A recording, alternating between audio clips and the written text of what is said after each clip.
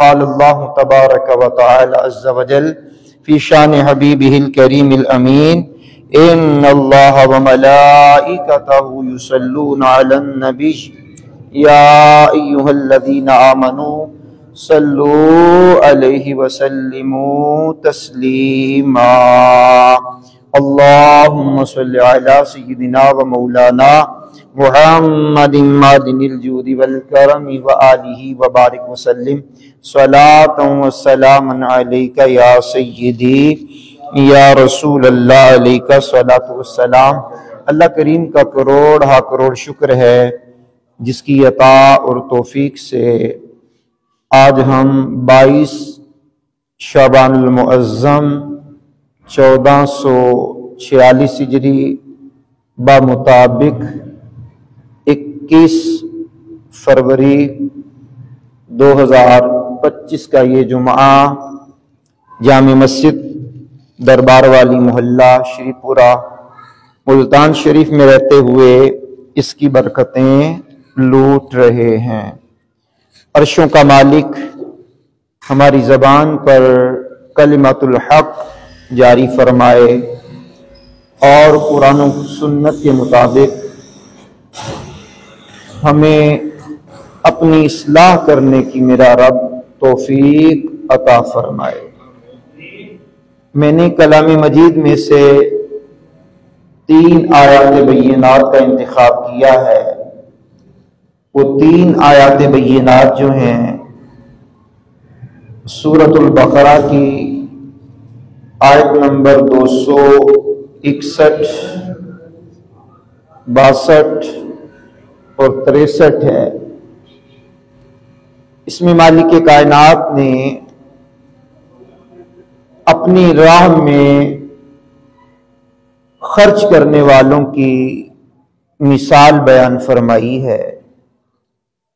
دیکھیے یہ شعبان المعظم ہو یا رجب المرجب ہو یا رمضان المبارکہ ہو، یہ 3 ماہ ایسے ہوتے ہیں کہ جن میں لوگ بکثرت اللہ کی راہ میں صدقہ دیتے ہیں، خیرات کرتے ہیں اور لوگوں کی دعائیں لیتے ہیں، ان سے بھلائیاں کرتے ہیں۔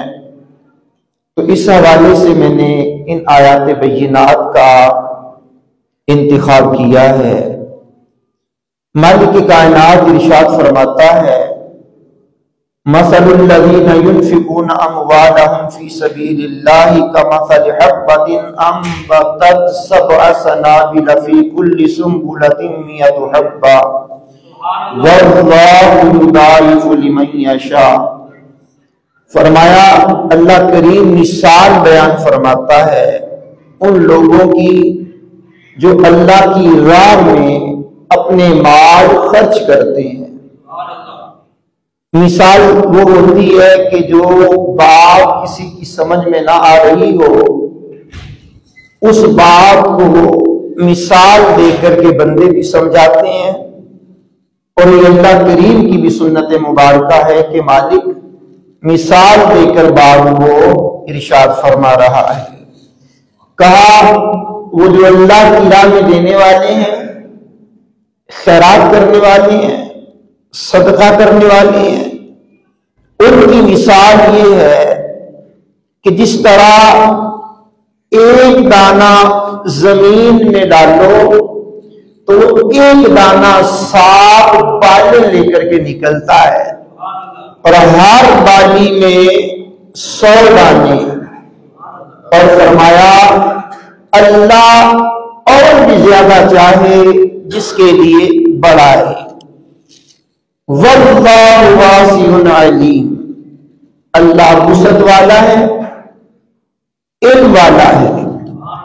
اب مقام غور یہ ہے، مقام غور یہ ہے کہ اب اللہ کریم نے اپنی راہ میں خرچ کرنے والوں کی مثال جو بیان فرمائی ہے، اس سے عقل انسانی میں بات آنے والی ہے۔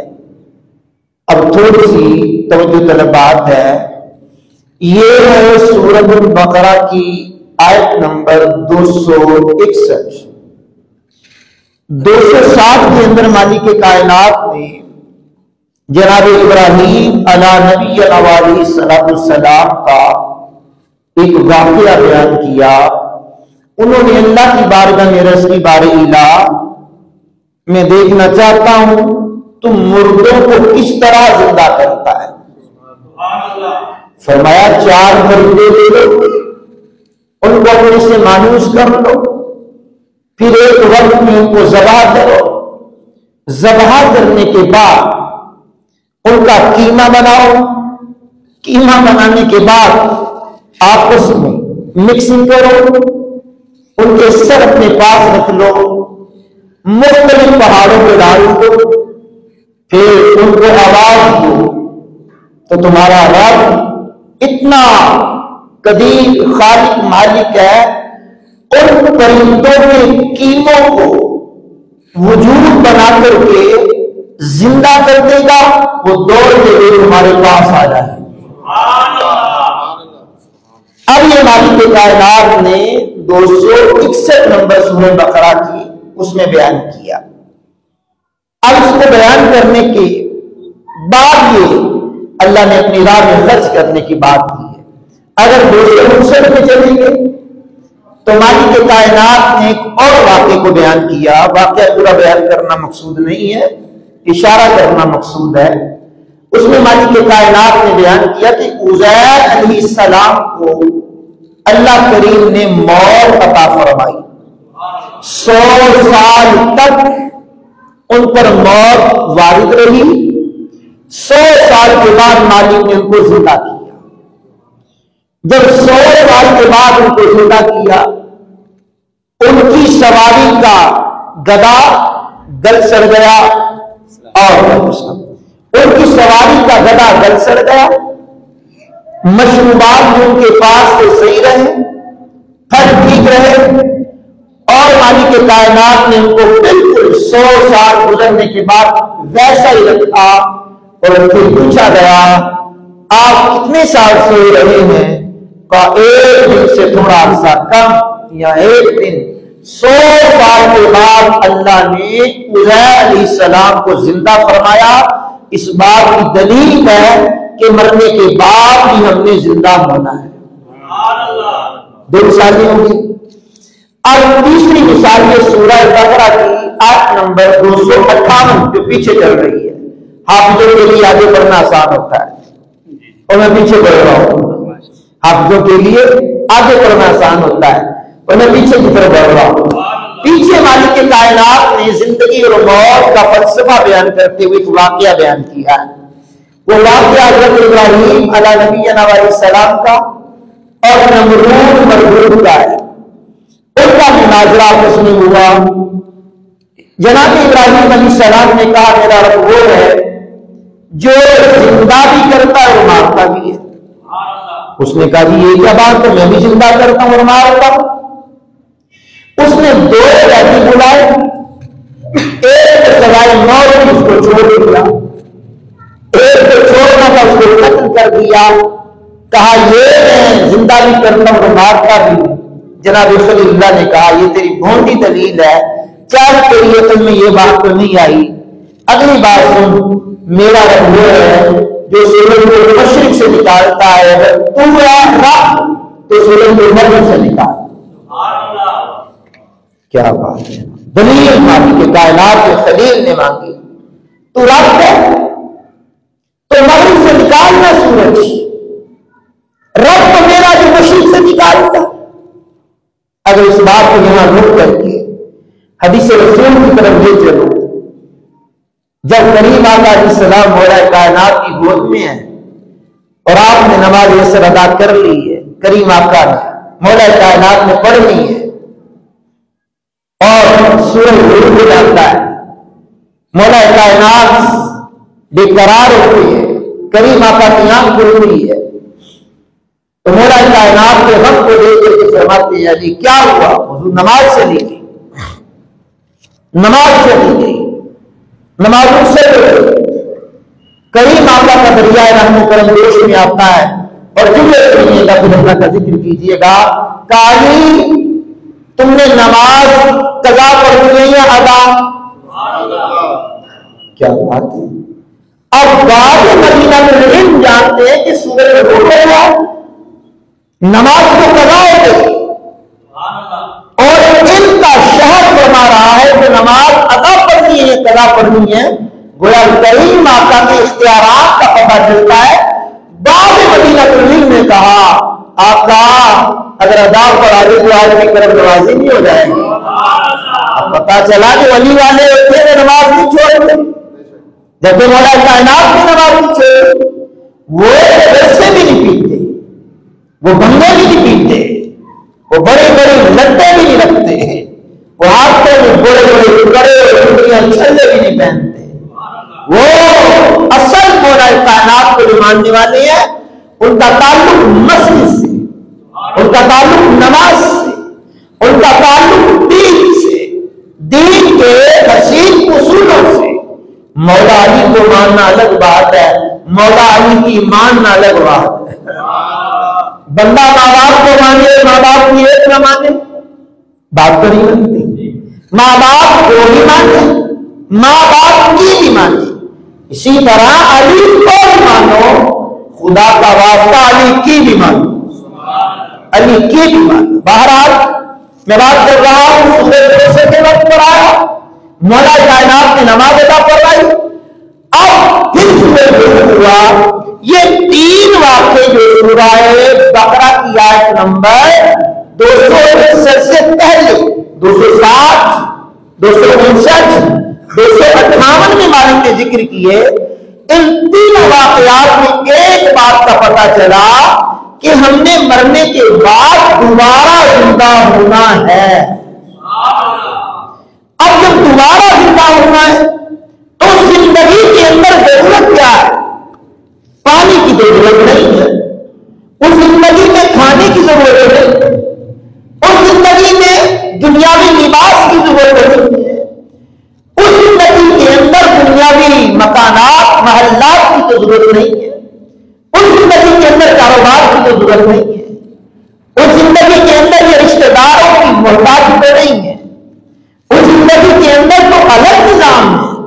جس طرح ہمارے ارواح جو تھے وہاں ایک الگ سسٹم ہے.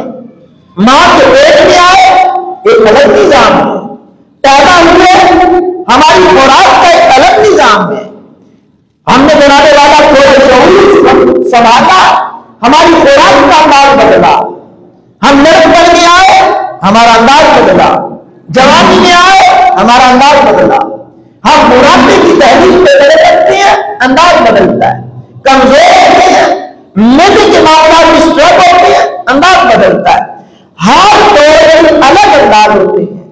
تو یہاں فرمایا گیا لوگوں مرنے کے بعد بھی تم نے اٹھنا ہے، مرنے کے بعد بھی تم نے زندگی پانی ہے، مرنے کے بعد بھی تم نے آنکھ کھولنی ہے، اس آنکھ کھولنے کے بعد بھی تم نے ضرورت کرنی ہے.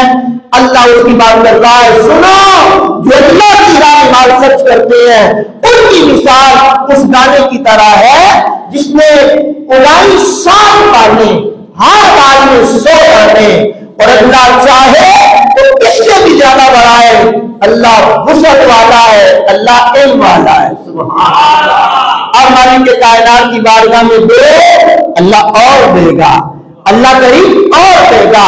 بھئی دینا تو اسی کے دیے میں سے ہے نا، دینا تو اسی کے دیے میں سے ہے نا. ہم کون ہوتے ہیں؟ ہماری اوقات کیا ہے کہ ہم اللہ کی بارگاہ میں دے سکے؟ دینا تو اسی کے دیے میں سے ہوتا ہے. اب مالک کے کائنات میں بیان کر رہا ہے تو سماعت کیجیے گا. فرمایا لوگوں میں نے مثال بیان کی ہے تاکہ تمہاری عقل میں، تمہارے شعور میں، تمہارے ادراک میں وہ چیز راسخ ہو جائے کہ جو ہم نے دیا ہے یہ ہمارا ضائع نہیں ہوا، یہ باقی ہے. اب انسان کہے میں نے تو دانا زمین میں ڈال کر کے ضائع کر دیا، اس انسان کو کوئی اچھا کسان سمجھے گا نہیں. وہ جانتا ہے ڈالا تو میں نے زمین میں ہے، لیکن اس کی توقعات کا مرکز یہ بات ہے مالک ایک دانہ ڈالا ہے اور دانے کو اوپر بنانا ہے اور ننھی سی کوپر نکلنی ہے، اس میں 7 بالیاں تم نے لگانی ہے، ہر بالی میں 100 دانے تم نے دینے ہیں۔ مالک تو چاہے تو اس سے بھی زیادہ دینے پر قادر ہے، میں نے تو ایک ڈالا ہے، 700 گنا بڑھا کر دینے والی ذات تیری ہے۔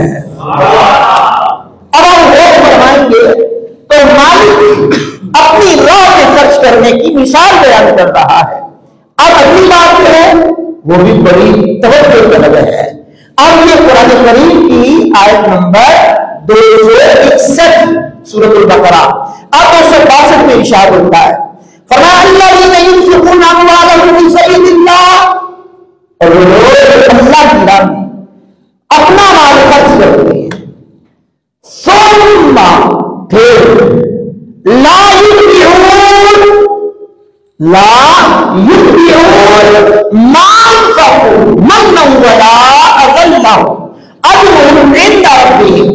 فرمایا غور سے سن لو، ان کی مثال جو ہے مالک یہ بیان کرتا ہے، اللہ کی راہ میں دیتے ہیں، دینے کے بعد احسان نہیں جتلاتے، اے میں دیتا ہے تم پہ مرد گیا سا، دم گیا سا، مر گیا سا، اے میں تینوں دیتا ہے۔ اپنے بھائی کو کہتے تو مر رہا تھا، میں نے دیا ہے۔ تارے کاٹنے کے لیے بجلی والے آ گئے، میں نے ان کی مدد دی، میں نے دیا ہے۔ بولے یہاں گاڑی لو، واہ مالکا تیری تو نہیں جانتا ہے، یہاں دینے کے بعد فرمایا احسان نہیں جتلاتے، دیا ہے کس کے لیے دیا ہے؟ اللہ کے لیے دیا ہے نا، دیا غریب کو۔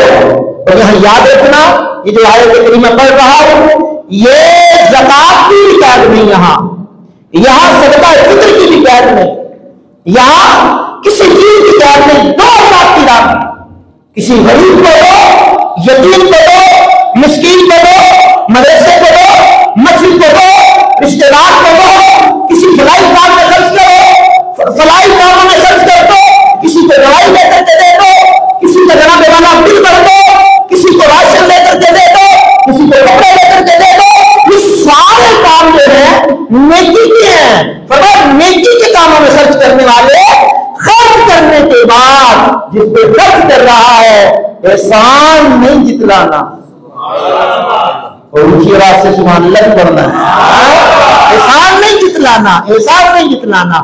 کیوں دیا؟ تم نے بندوں کو احسان کرنے کے لیے کون دیا ہے؟ نہ، دیا تو اللہ کی رضا کے لیے ہے۔ تو مالک فرماتا ہے پہلی بات دینے کے بعد احسان نہیں جتلانا، دوسری بات دینے کے بعد دینے والے کو تکلیف نہیں دینی۔ اب تکلیف دینے کی کئی باتیں ہوتی ہیں، 2-4 بندے بیٹھے، اس نے جو سوٹ پہنا ہوا سوٹ میں لے کے دیتا ہے، اور بندے کی عزت نفس تو مجبور ہو گئی، بندہ کے شرم سے پانی ہو گیا۔ تو بھائی جان یہ کیا بات؟ یہ ہوتا ہے تکلیف دینا، یہ تکلیف دینا ہوتا ہے۔ اب مالک فرماتا ہے دینے والے ہم نے 700 گنا کا تجھ سے وعدہ کیا، پھر کہا یہ بھی بس نہیں ہے، اس سے بھی بڑھا سکتے ہیں، پھر کہا اللہ کی راہ دینے والے احسان نہیں جتلانا، اللہ کی راہ دینے والے تو نے تکلیف نہیں دینی۔ اب اگلی بات کیا ہے سنیے، کہا نہ تکلیف دینی ہے نہ احسان جتلانا ہے، پھر کہا ان کا اجر، ان کا انعام ان کے رب کے پاس ہے، رب ہے جس سے انعام لینا، انعام کر لینا جب ہم انتقال کر جائیں گے مرنے کے بعد، قیامت بقا ہوگی، مالک انعام دے گا، انعام دے گا۔ اب فرمایا وہ انعام جب تمہیں ملے گا ولا خوف علیہم ولا هم يحزنون، فرمایا جب قیامت بقا ہو جائے گی تو یہ دینے والے ہیں یہ کسی خوف میں مبتلا نہیں ہوں گے، نہ یہ غمگین ہوں گے۔ واہ مالک یہ شان تو تیرے ولیوں کی ہے۔ اب سورہ بقرہ پڑھ رہا ہوں، سورہ یونس میں چلیے گا، الا ان اولیاء اللہ لا خوف علیہم ولا هم يحزنون، فرمایا خبردار اللہ کے ولیوں کو نہ کوئی ڈر نہ کوئی خوف ہے، تو یہاں بھی اللہ کی راہ میں لیتے ہیں، انہیں بھی کوئی خوف نہیں ہوگا، کوئی غم نہیں ہوگا. سبحان اللہ، کیا بات ہے. اللہ کی راہ میں دینے والوں سورہ مالک کائنات کا اعلان کر رہا ہے. اب یہ سورہ بقرہ کی آیت نمبر 261 62 کمپلیٹ ہوئی. 263 میں مالک نے فرمایا قول معروف و مغفرۃ خیر اللہ اکبر من صدقۃ یتبعها اذى واللہ غنی حلیم. مالک فرماتا ہے اگر تم دے نہیں سکتے، اگر خیرات کر نہیں سکتے تو کم از کم اچھی بات ہی کہہ دو. کیا بات ہے بھائی، کسی نے دینا نہیں کہ اے گیا مسکرا کوئی دکھا دو. کیا بات ہے بھائی، تم نے دے نہیں سکتے تو کوئی بات نہیں، اخلاق سے پیش آؤ. کہا اچھی بات کہنا اور درگزر کرنا، اچھی بات کہنا اور درگزر کرنا. اگلا جملہ بھائی بہت توجہ طلب ہے. اچھی بات کہنا اور درگزر کرنا اس خراب سے بہتر ہے جس کے بعد ستایا جائے.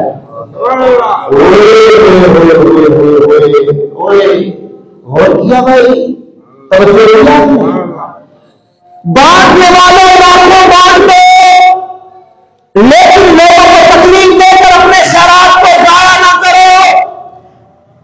دکھاوا کر کے خیرات کو ضائع نہ کرو، تکلیف دے کر، ایذا دے کر، احسان جتنا کر کے اپنے آپ کو تباہی میں نہ ڈالو.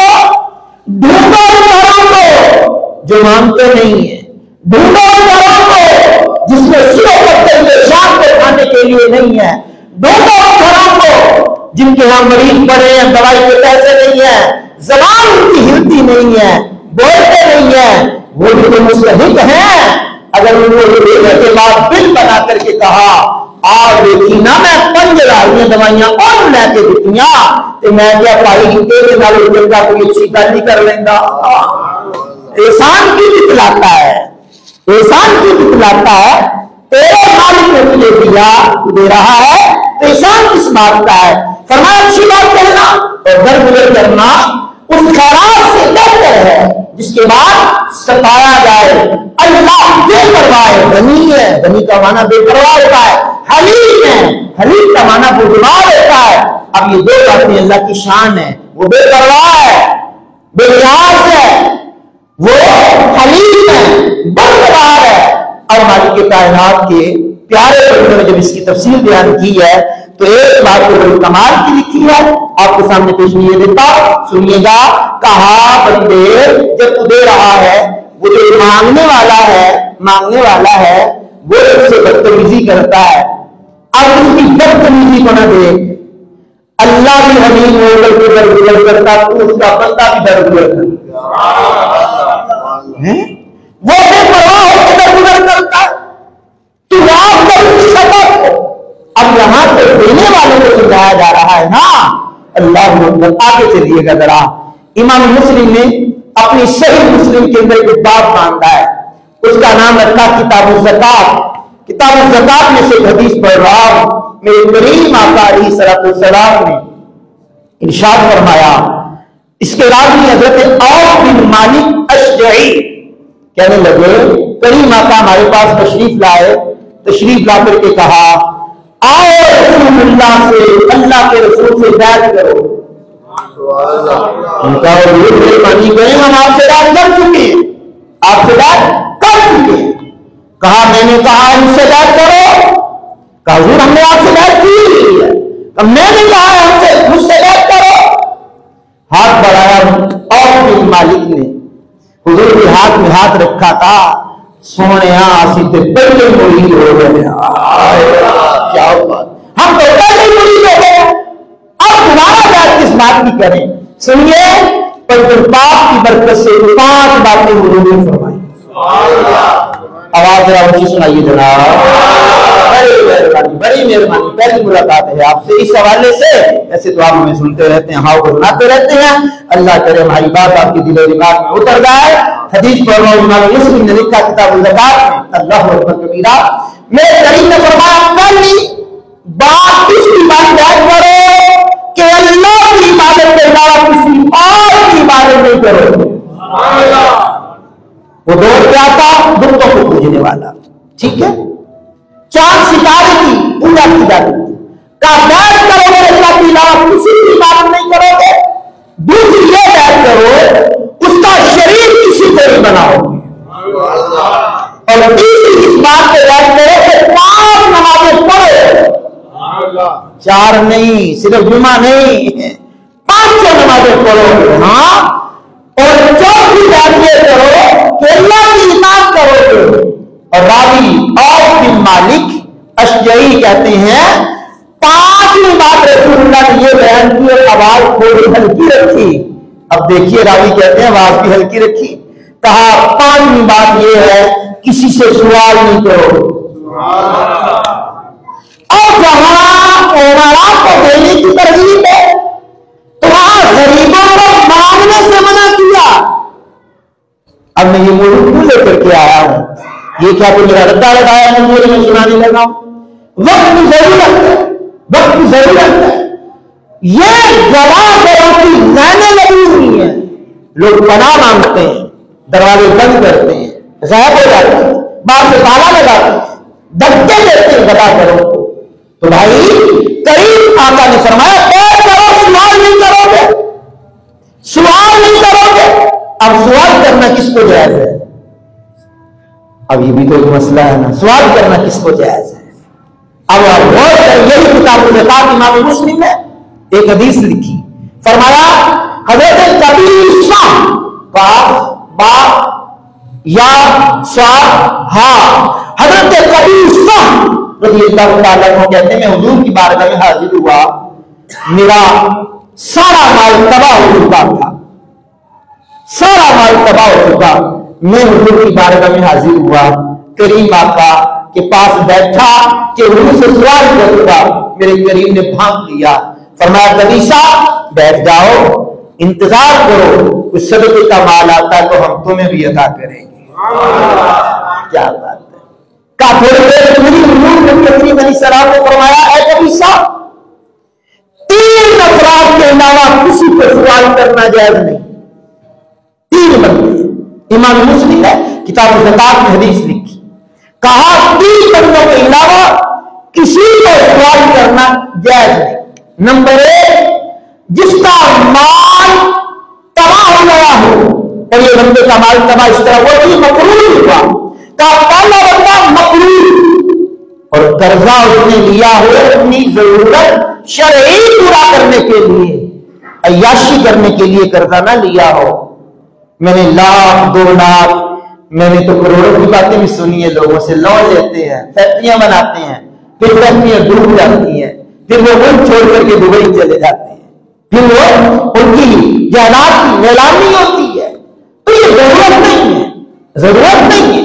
ضرورت کے لیے قرضہ لیا ہو اور وہ قرضہ اتارنے کی سخت نہ ہو تو حضور نے فرمایا ایسا بندہ سوال کر سکتا ہے. نمبر 2 جس کا مال تباہ ہو گیا ہو، کسی آفت کے ذریعے ڈوب گیا، جل گیا، فراق ہو گیا، تباہ ہو گیا، اب اتنا سوال کر سکتا جتنی اس کی ضرورت ہے. نمبر 3 فاقہ زدہ بھوک سے مر رہا ہے. کہا صبح تو کھا لیا تھا، شام کو نہیں ہے، اب تک سے سوال کر سکتا ہے. اب آپ سامنے رکھیے اس بات کو. آج کون مستحق ہے؟ مستحق تک تو پہنچتا نہیں ہے. یہاں پہ روٹنے والے ہیں، بازو نے چلا لی ہے، رمضان آنے والا ہے، کوئی کام نہیں کرنا، سارا دن مانگنے کے لیے در بدر ٹھوکریں کھانی ہے. اور وہ کہتے ہیں کہ یہ کیا کام کر رہے ہو؟ کام کرو، کما سکتے ہو، کماؤ. آگے سے اتنے لوگ کہتے یہ بھی تو کام ہے، یہ بھی تو کام ہے. یہ وہ کام ہے جس کے کرنے سے قیامت کے دن پکڑ ہوگی، قیامت کے دن ندامت ہوگی، قیامت کے دن پریشانی ہوگی. یہ آپ کے انگارے مانگنا ہے، آپ کے انگارے مانگنا ہے، آپ مانگنا ہے. اور ایک روایت میں یہ ہے کہ بے جا سوال کر کے مانگنے والا خارش کرنے کی طرح ہے. اس کو خارش ہوتی ہے، کھجلی ہوتی ہے، وہ کھجاتا ہے، اس کو مزہ آتا ہے، اس کو مزہ آتا ہے کھجلی کرنے کا، ہاں اور کھجاتا ہے اور کھجاتا ہے. تو فرمایا جو سوال کرتا ہے اس کو چسکا پڑ جاتا ہے مانگنے کا، پھر ہڈ حرام ہو کے کام ہی نہیں کرتا، مانگتا رہتا ہے، ساری زندگی ذلت کی روزی کماتا ہے، حرام میں بچے کو حرام کھلاتا ہے، خود بھی حرام کھاتا ہے، مانگتا ہے ذرا دری کرتا ہے. تو یہ سوال کرنا جائز نہیں. سوال کرنا کس کو جائز ہے؟ یہ تین بندے جو میں نے آپ کو بتائے. ہاں اللہ کی راہ میں مانگنا، ہم کے جناب مسجد کی تعمیر کرنی ہے، مسجد کے اخراجات ہیں، مدرسہ بنانا ہے، مسجد کو وسیع کرنا ہے، وضو خانے کا کام کرنا ہے، پیٹ کروانا ہے، امام و مؤذن کی جناب والا تنخواہ کا انتظام کرنا ہے، دیگر نظام چلانا ہے، بجلی کا بل بھرنا ہے. تو یہ مانگنا اللہ کے لیے ہے، یہ مانگنا میرے حضور کی سنت ہے. اس کی ضمانت نہیں ہے کہ بات کو کسی اور کی طرف لیتے ہوئے. تو میں بات کر رہا تھا دینے والے کی فضیلت ہے اور سوال کرنے والے کو پابند کیا، سوال کرنے والے کو پابند کیا. آئیے امام مسلم نے یہ حدیث بھی لکھی ہے اور کمال کی صحیح مشکات میں یہ حدیث بھی لکھی ہے اور کمال امام مسلم نے الگ صحیح مشکات میں الگ لکھی ہے. کمال کی حدیث سے میرے حضور صحابہ کے درمیان جلوہ گر ہے. رات میں ابو ہریرہ ہے کہنے لگے کریم آقا نے فرمایا میرے صحابہ پچھلے وقتوں میں ایک بندہ جنگل بیابان میں جنگل میدان میں جا رہا تھا، پتھریلی زمین تھی، اس نے آسمان پر بادل کا ٹکڑا دیکھا. جیسے ہی بادل کا ٹکڑا دیکھا وہ بادل کا ٹکڑا گرجنے لگا. اسے آواز آئی اے بادل کے ٹکڑے فلاں بندے کے کھیت کو سیراب ہو. آپ آہستہ بولے تو سننا نہیں تاکہ لوگوں کو پتا چلے میں اکیلا ہی خطاب کر رہا ہوں. کیا بات ہے جناب، پھر مجھے مسجد میں آنے کی تو کوئی ضرورت نہیں ہے، لائبریری میں بھی بیٹھ کے بیان کر سکتا ہوں. اسی بات میں بولے سبحان اللہ. بڑی مہربانی جناب. سنیے گا توجہ رکھیے گا. بھائی کیا ہوا؟ بادل کے ٹکڑے سے آواز آئی. میرا مناجی کی 30 جلد میں حکیم الامت مفتی احمد یار خان صاحب نہیں بھی لکھتے ہیں یہ بادل کی جو گرج ہوتی ہے نا، جس کو کہتے ہیں بادل گرج رہے ہیں، آپ جب گرج رہے ہیں جناب، اے ہماری پنجابی ہے بادل بڑے گرج رہے ہیں. فرمانے کی گرج ہوتی کی آواز ہوتی ہے اور وہ آواز کون سن سکتا ہے؟ اللہ کا ولی ہی سن سکتا ہے. تو حکیم محمد نبی کا وہ اللہ کا ولی ہوگا جس نے بادل سے آنے والی آواز کو سنا. بادل سے آواز آئی فلاں کے کھیت کو سیراب کرو. وہ بادل رکا ہوا تھا پھر چل پڑا بادل چلتے ایک جگہ پر رکا اور برسنا شروع ہو گیا. اچھا اب جب برسنے لگا تو پانی جمع ہوا، نالیاں بنی، پھر ایک بڑی نالی بنی اور نالیوں میں بیٹھتا ہوا آگے چلنے لگا. حضور اپنے صحابہ کو سنا رہے یہ واقعہ. صحابہ وہ بندے نے آواز سنی تھی وہ بھی پیچھے پیچھے چلنے لگا. آگے پہنچا تو ایک بندہ ہاتھ میں بیلچا لے کر کے، پنجابی کی طرح کئی لے کے یا بیلچا لے کے وہ کھڑا اور اپنی کھیتوں میں اس پانی کو درست کر رہا ہے. اس نے جاتے ہی پوچھا او بھائی تیرا نام کی ہے؟ کیا یہ حدیث پڑھ رہا ہوں، امام مسلم نے لکھا، صحیح مسلم نے لکھا. بھائی تیرا نام کیا ہو؟ اس نے کہا میں تینوں جانتا کوئی نہیں تے تو میرا نام پوچھنا ہے، کون ہے تے کتوں آیا؟ انہوں نے کہا یار گھبرا نہ، اپنا نام بتا، میں نے اس طرح بادل سے یہ نام سنا ہے، اب تو بتا تیرا نام کیا ہے؟ وہ مسکرا کے کہنے لگا اے میرا نام ہے. کیا بات ہے جناب. اور یہاں کی محمد نے بات لکھی ہے، کمال کی لکھی ہے میرا مناظر کی 30 جلد میں. ہاں اور میں تقریریں کرتا ہوں نا، مجھے رات کو الہام نہیں ہوتا تقریروں کا، پڑھی ہوئی تقریریں کرتا ہوں. اور یہ بچہ فیس بک پہ لائیو چلا بھی رہا ہے، ہمارے ساتھ شریک بھی ہے، جو لوگ سن بھی رہے اور آپ بھی سن رہے ہیں. توجہ کرنا.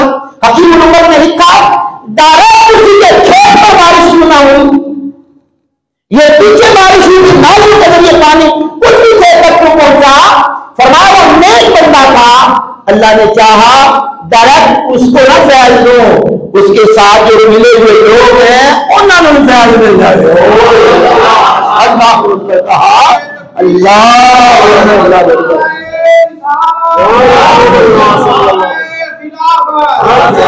سننا جناب سننا جناب سننا جناب سننا جناب سننا جناب اب کیا ہوا کہا تیرا نام کہا یہی نام ہے جو باتوں سے تو نے سنا کہا اب یہ بتا تو نیکی کون سی کرتا ہے جس کی وجہ سے اللہ نے بادل کو حکم دیا کہ تیرے کھیت کو سیراب کرے کہنے لگے اور تو کوئی نیکی یاد نہیں ہے ایک نیکی ضرور میرے پاس ہے جو باپ کی پیداوار ہوتی ہے اس کو میں 3 حصوں میں تقسیم کرتا ہوں ایک حصے سے گھر کا نظام چلاتا ہوں ایک حصہ اللہ کی راہ میں خیرات کر دیتا ہوں تیسرا حصہ اسی باغ میں خرچ کر دیتا ہوں یعنی اللہ کا میں حصہ رکھتا ہوں اللہ کا حصہ رکھتا ہوں پھر مالک کائنات نے میرے لیے بادل کے ذریعے بارش برسا کر کے قیامت تک آنے والے لوگوں میں میرا چرچا کر دیا اس لیے کہ میں اللہ کا حصہ نکالتا ہوں